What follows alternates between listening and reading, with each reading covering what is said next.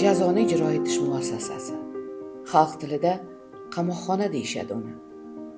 Nomini eshitishingiz bilan etingiz jimirlaydi, to'g'rimi?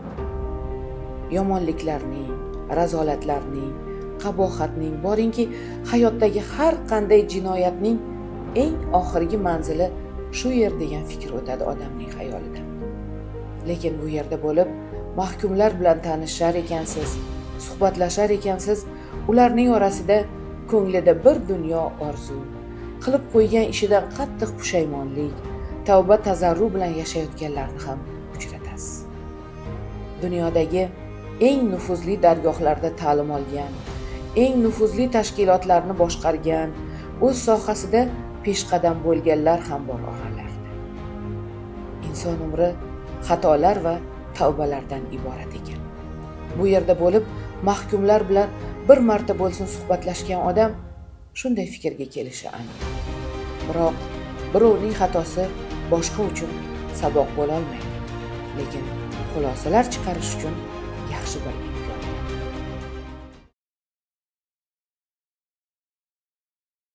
O'zbekistondagi jazoni ijro etish muassasalarining 4tasi Navoiy viloyatida joylashgan.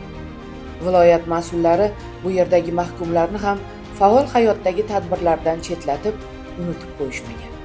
Chunki viloyat hokimining iborasi bilan aytganda, ular ham begona emas, o'zimizning farzandlarimiz. Navoiy viloyatida o'tgan yoshlar bilan 10 kun loyihasi doirasida ko'plab tashkilot va muassasalar, mahallalar, ta'lim dargohlarida 30 yoshgacha bo'lgan yoshlarni sportga jalb qilish, ular orasida sog'lom turmush tarzini targ'ib qilish, hunar egallashlari uchun qulay sharoitlar yaratish, mehnatsevarlikka o'rgatish, chet tillarini o'qitish, tadbirkorlikda malaka va ko'nikmalarni orttirish maqsadida qator tadbir, tanlov va musobaqalar tashkil etilib, ularning natijalari asosida yoshlarni rag'batlantirish ishlari amalga oshirildi. Navoiy shahridagi jazoni ijro etish koloniyasida ham bu loyiha doirasida qator tadbir va musobaqalar o'tkazilib, har bir tanlovning g'olib va sovrindorlari aniqlab olindi. Taqdirlash marosimida ishtirok etish uchun viloyat rahbari huquq-tartibot organlari rahbarlari hamrohligida ushbu muassasaga tashrif buyurdi. Kiraverishda esa yaqinlari bilan ko'rish uchun kelgan ota-onalar bilan kutilmagan qisqa suhbat ham bo'lib o'tdi. Hammasi nazoratda, sharoit yaratilgan.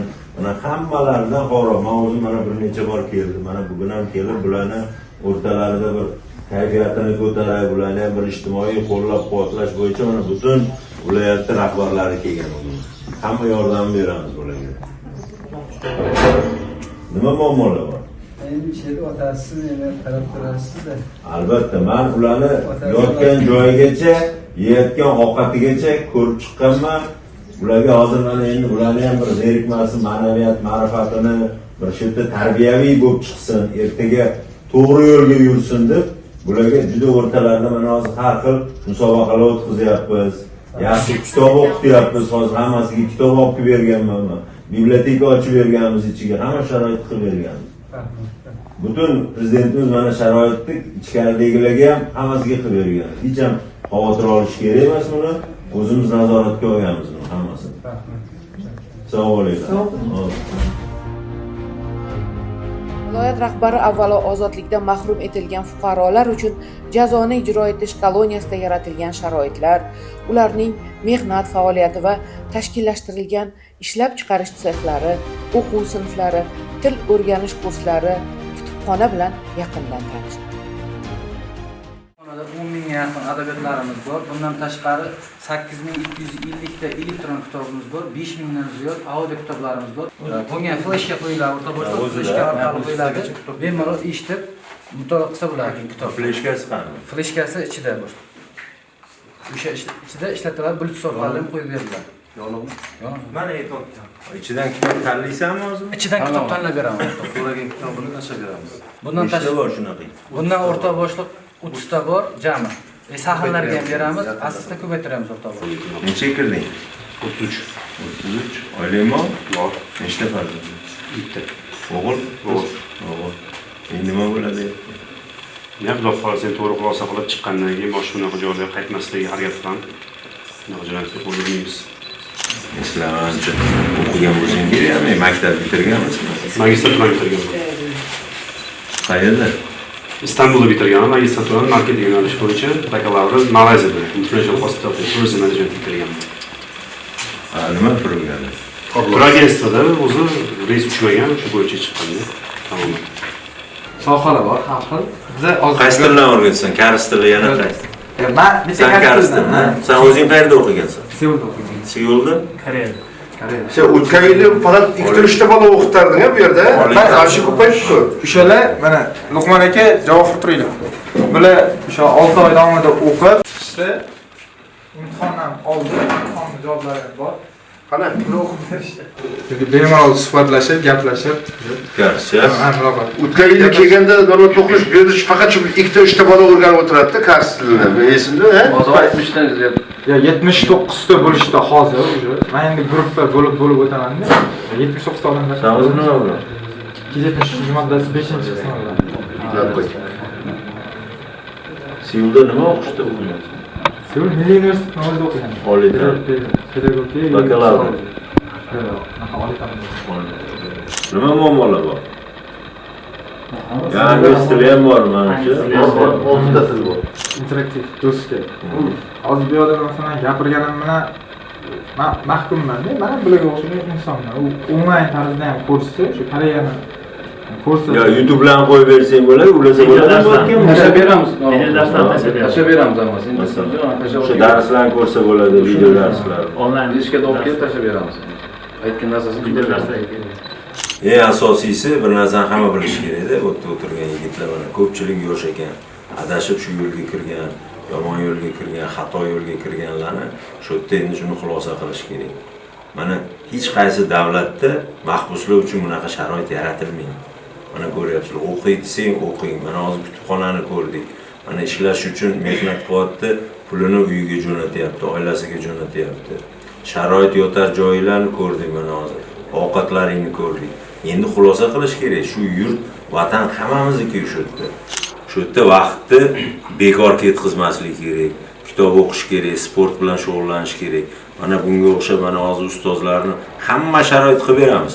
O'qiyman degan odamga hamma sharoit qilib beramiz. Interaktiv doskani ham olib kelamiz, kompyuter ham qo'yib beramiz kerak bo'lsa.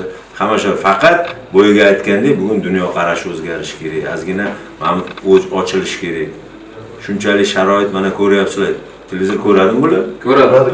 Axborotlarni hech bo'lmasa ko'rib tursin bular. Bugun mana nima bo'layotganligini O'zbekistonda prezidentimiz boshchiligida olib borilayotgan ishlarni ko'rsin mana. Mehnat uchun hamma sharoit yaratilyapti. Mehnat qilsa. Assalomu alaykum. O'tiringlar. Mahkum Muhiddinov Timur Muhiddin o'g'li 1996 sentyabr Toshkent shahrida tug'ilganman. Ma'lumotim oliy.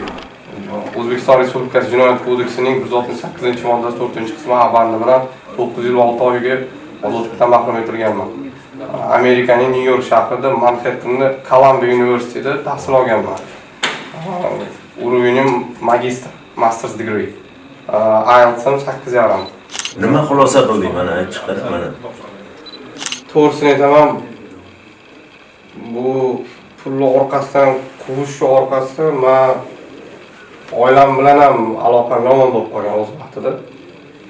Onam yolg'iz ko'payib ketganda, bosaqcharim bilmay qolganman. buzilganda.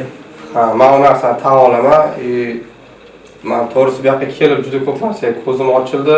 Oilam bilan ham yaqin bo'ldim. Onam hozir kelyaptilar, onamlar bilaman, juda ham kechirilib bo'lmaydigan narsalar bo'lgan. O'rtada kechirganlarimga men shukr qilaman. Undan tashqari ham bu yerda men har xil anaqalarni ko'rganman.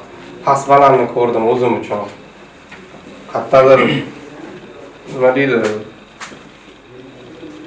Bir xil odamlar bor ekan-da, shakarga zo'r odamlar bor ekan. Men shu narsalarning qadriga yetmagan ekanman. Oldimdagi narsalarning qadriga yetmaganiga juda ham qattiq afsusdaman. Bu yerda menga imkon berilganiga rahmat aytaman. Endi xulosa qilish kerak. Asosiy bu yerda o'tirgan hamma yigitlar san orqali mana tushunib yetgan.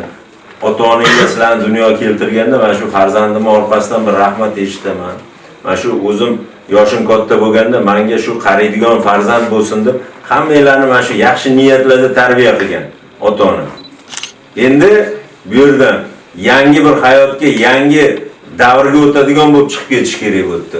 Timur, shularni o'rgatishing kerak. Sen ichingdan o'tayotgan qiyinchilik hammasini ichidan o'tish kerak. Vijdon azobi, nafaqat oilasi. Mana davlat rahbari, hurmatli prezidentimiz yoshlar uchun qanaqa sharoit yaratib beryaptilar. Bilasanmi, senga o'xshagan yigitlar hozir qani bo'lsa, davlatga, xalqqa xizmat qilsa, oilangga xizmat qilsang, qani mana? Qanchada yasadinglar shuni? Общий 1 oy vaqt ketdi. 1 oy, ha? Tugadimi hozir? Laklashlarni qoldi. Vaqti nimada? Kompressor kuzatib mana sharoit. Nimadandir qarab qolasizlarmi buni? Bormi o'zi? Eksiz bormi? Rasm boshqalari bor endi. O'rganib o'zi yotib bo'lib Fantaziya bilan qo'yib ko'rib. Yelkanlari qoldi. Paruslar. Adam o'ldirib qo'yishi mumkin, ben bilib ketayotgan. Turli bolalar. Oltin olib ketyapti ekan. 176 mi senki? Soxta. Mana shunaqa hunarlaring bor, kerakmi shu?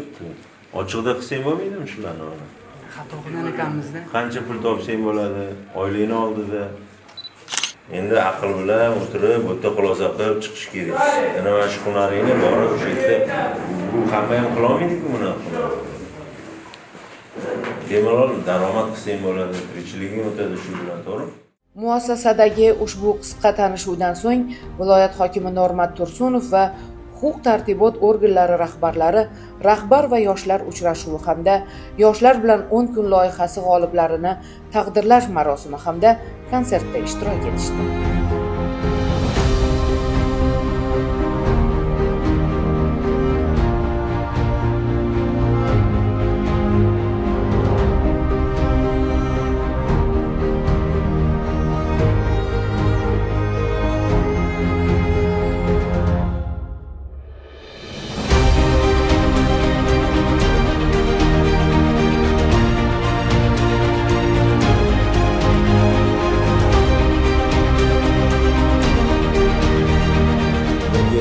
ishtirokchilari, hurmatli mehmonlar, ota-onalar, mana bugun viloyat hokimi, viloyat tashkilot rahbarlari bugun shu yerda jazo muddatini o'tayotgan fuqarolarimizdan xabar olish uchun qariyb 2 soatdan ko'p hamma joyda ko'rib chiqdim.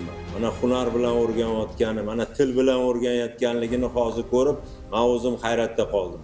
Mana yigitlarimiz. Prezidentimizni mana viloyat hokimiga, viloyat tashkilot rahbarlariga bergan topshiriqlari inson qadri uchun, mahbus uchun ham, ochiqdagi mana fuqaro uchun ham hammasi zamirida inson huquqlari, insonni yaxshi yashashi uchun hamma sharoit yaratilgan. Bugungi mana shu farzandlaringlarni hozir mana shu yerda ham vaqtini bekor o'tkazmasdan nima bilandir shug'ullanib, mana ko'zga ko'ringanlar hozir hammasini taqdirlashadi. Har doim sog' bo'linglar, ko'nglinglar xotirjam bo'lsin. Adashganlar tezroq yaxshi yo'lga kirsin, bag'ringlarga borsin, ota-onasini, farzandini bag'riga tezroq yetib borsin.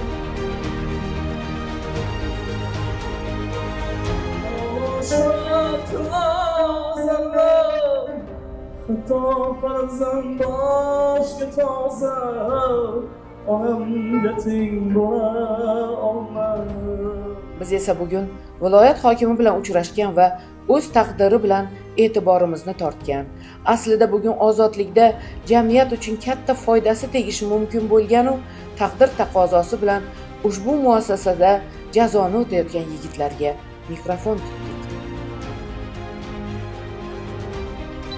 Ko'chada mana shu 26 yil davomida bir yig'lagan bo'lsam, faqat chaqaloqligimda yig'lagandirman deb o'ylayman. Hozir jazo muddatiga kelganimdan keyin onamga qilgan kulfatlarimga, qilgan yomonliklarimga va O'zbekiston Respublikasida shunaqa narsalar tarqatganimga o'zimni to'g'risi kechasi ham bir xillarda bo'ladi.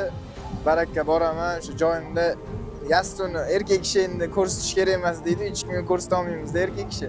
Qalb og'rig'ini ayol kishi yig'lab o'tkazadi, ko'rsatib o'tkazadi, lekin erkak kishi ko'rsatib o'tkaza olmasa. Yig'layman o'zim uchun ham bir xillarda xonada bitta o'zim qolganimda ham ko'zlarimdan yosh chiqib ketadi, chunki farzandlar, ona, aka-uka ommani oldidagi onamni yuzlarini yerga qaratib qo'yishim, jinoyatchi degan nomni olish men uchun juda ham og'ir bo'ldi to'g'risi. Hech kim xato qilishdan yoki bir noto'g'ri yo'lga kirib qolishdan застрахован emas. Shunaqa kafolatlanmagan. Bitta bosilgan noto'g'ri qadam juda katta salbiy oqibatlarga olib kelgan. Eng katta afsus bu oiladan uzoqdaligimiz. Chunki qolgan hamma narsa o'tkinchi, ulargacha unaqa bir mehr muhabbat ko'rsatib olish kerak emas degan fikrdaman. O'tirganda bu yerda isloh qilar ekansiz, odam o'zini isloh qilganda ahamiyat qilgan ko'p narsa shu. Onam oldida ko'p bo'lmaganmi? Ko'proq shu ko'chaga talpinardik, mashina qo'ynalariga talpinardik. O'tkinchi kerak emas narsalarga ko'p vaqt ketkazib qo'ygan ekanmiz. O'zi oldindan oqqan suvni qadr yo'q degandek, asosiy qadrli narsamiz ham eng katta boyligimiz ham oldimizda bo'lgan. Shu oldimizda bo'lganligi qo'limiz bemalol yetganiga bu narsa e'tibordan chetda qolib ketgan deb o'ylayman. Hozir mana 2 oyda bir ko'rishsa, odam kun sanab o'tiradi shu narsani. Bildirilgan ishonch uchun rahmat aytmoqchiman. Rahbariyat tomonidan ham jinoyat sodir qilgan holatimda ham bu yerda o'qituvchilik qilishga imkon berilganiga rahbariyatga va prezidentimizga rahmat aytmoqchiman. Dunyodagi eng buyuk oliy ta'lim dargohlarida o'qish mumkin ekan, ammo hayot maktabi boshqa maktab ekan. Bu yoqda odam ko'z ochiladi baribir. Insonni o'tayotgan yillar, yoshiga qo'shilayotgan yoshlar ulg'aytirmaydi. Uni xatolari, sinovlari, g'am tashvishlari va atrof muhit ulg'aytiradi. Muhimi xulosani to'g'ri chiqarish. Axir xato qilmaslik uchun xato qiladilar deyishadi.